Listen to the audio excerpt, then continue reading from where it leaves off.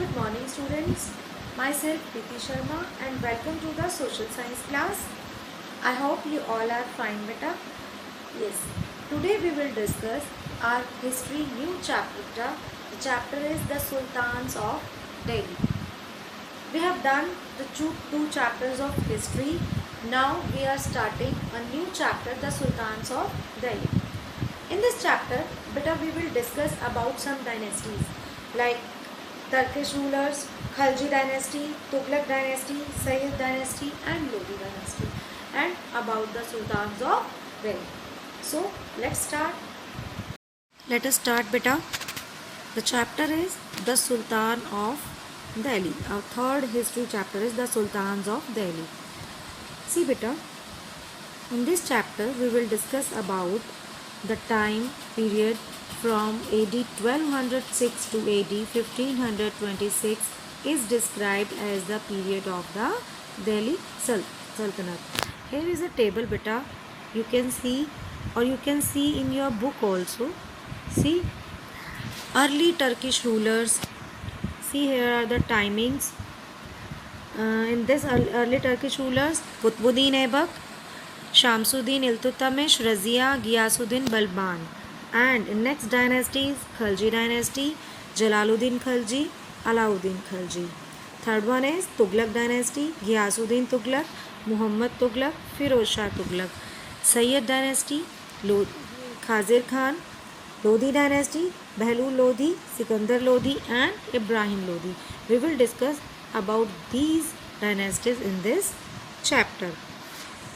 And beta, it was called the Sultanate period because the rulers of this period assumed the title of sultans. And in this period there were 5 dynasties which I have told you. See beta, our next topic in this is sources. Inscriptions. What are the sources beta? Inscriptions, coins and architecture provide a lot of information about the Delhi Sultanate, and most valuable information is provided by histories or Tariq written in Persian language, and this is the language of the administration beta. In this beta we can say the authors of Tariq were learned man. Tariq को जो लिखा करते थे, they were very learned man, पढ़े लिखे इंसान, administrators and codifiers who both recounted events and advised rulers on governance. But they have some limitations beta, because the authors of Tariq lived in Delhi and other cities, अलग अलग जगह पे रहते थे, तो उनके लिए बहुत difficult होता था. They praised sultans in the hope of rich awards, and they advised rulers on the need of preserve an ideal social order based on birth and gender. See, let us start the dynasties part. The first one is the slave dynasty. Time period AD 1206 to AD 1290. See beta, first one is Qutbuddin Aibak. The first sultan of the slave dynasty was Qutbuddin Aibak.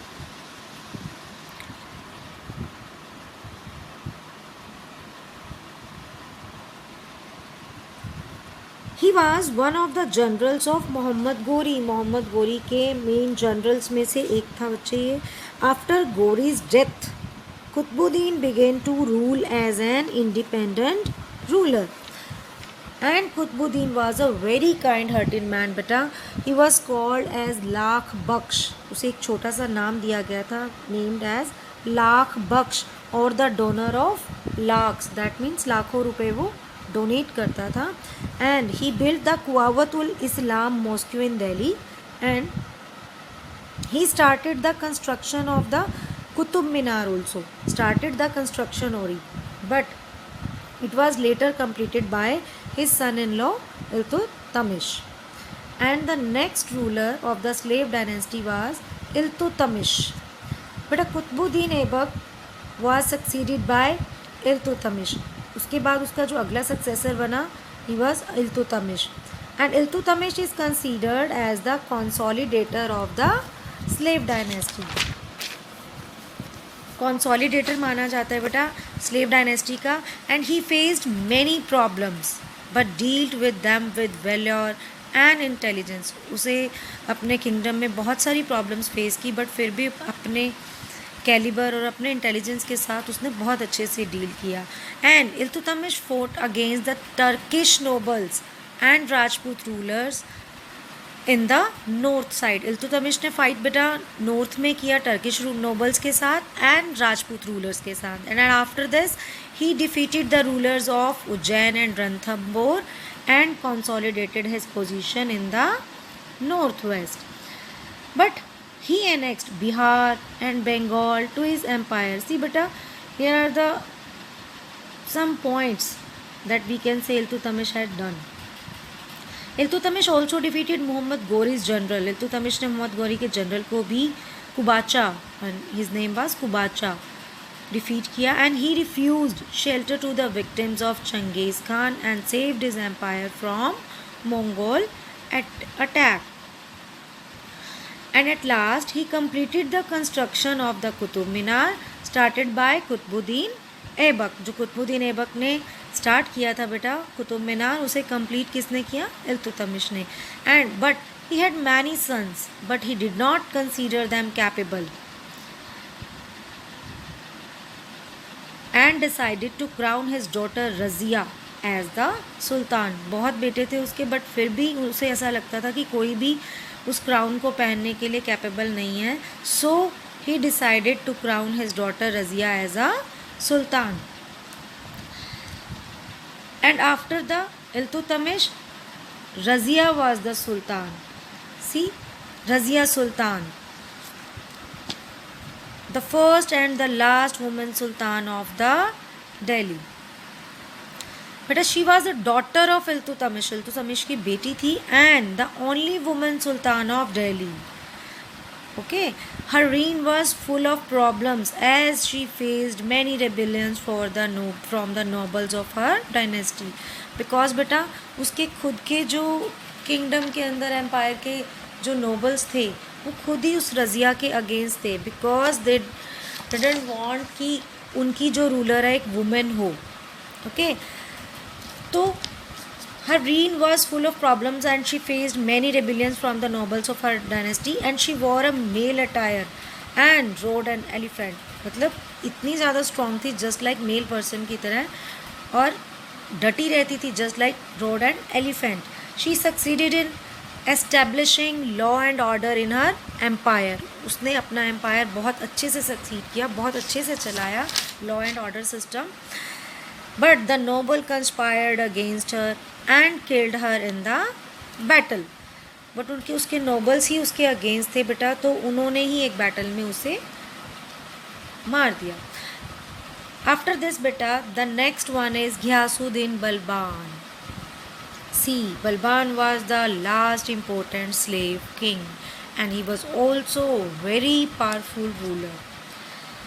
Okay, he reorganized his army and fought against the local rulers. उसने दोबारा से अपनी army organise की and local rulers जो उसके आसपास के local rulers थे उनके साथ फिर से फाइट करना स्टार्ट किया. But and he defeated many of them. बहुत सारे लोगों को उसने हराया भी. He defended his empire from the invention of the Mongols. उसने अपने एम्पायर को मंगोल्स से भी बचाया. मंगोल्स बेटा अफ़गानिस्तान के रूलर्स हुआ करते थे एट दैट टाइम.